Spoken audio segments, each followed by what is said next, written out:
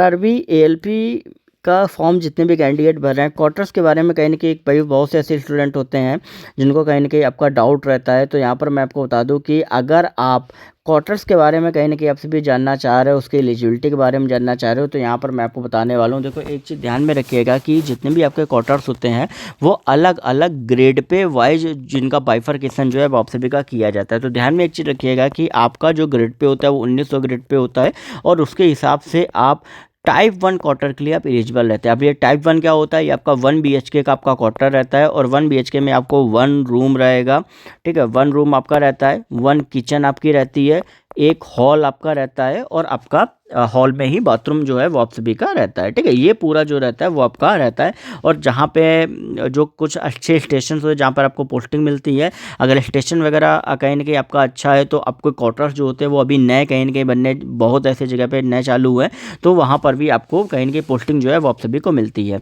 अब सबसे एक जो इम्पोर्टेंट सवाल यहाँ पे ये आता है कि भैया कि क्या हम टाइप 2, टाइप 3 वगैरह या 2 बीएचके तक का क्वार्टर जो होता है वो हम क्या ले सकते हैं? देखो, टाइप 2 भी यहाँ पे 1 बीएचके होता है, टाइप 3 2 बीएचके होता है, टाइप 4 आपका 3 बीएचके होता है, ठीक है?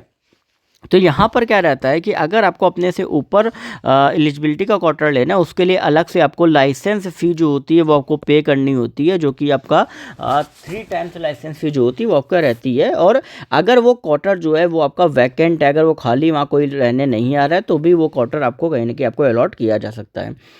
सबसे बड़ी बात अब यहाँ पे एक ये आती है कि किस तरीके से हम यहाँ पे एलिजिबल होंगे क्वार्टर्स के लिए, कि एलिजिबिलिटी क्राइटेरिया हमारा क्या होता है। देखो, एलिजिबिलिटी के लिए सिंपल सा मैं आपको बता रहा हूँ कि आपको क्या करना होता है कि आपको एक लेटर जो होता है वो कहीं न कहीं आपको टाइप करना होता है, ठीक है? जो भी आपके स्टेशन मास्टर या सीनियर जो भी ऑफिसर वहाँ पे है, उसको आपको एक लेटर जो होता है वो आपको देना होता है। और क्वार्टर एलोकेशन के लिए तो होता क्या है कि जैसे ही वहाँ पर ट्रांसफ़र्स वगैरह होते हैं, अगर कोई क्वार्टर वैकेंट होता है या छोड़ के कोई जाता है, तो वो क्वार्टर जो होता है एज पर रूल वो आपको एलोकेट कर दिया जाता है और अलग से उसका जो अलॉटमेंट लेटर जो होता है वो कहीं न कहीं आपको दिया जाता है। तो इस तरीके से जो आपका क्वार्टर्स का जो आपका एलोकेशन होता है वो आपका रहता है।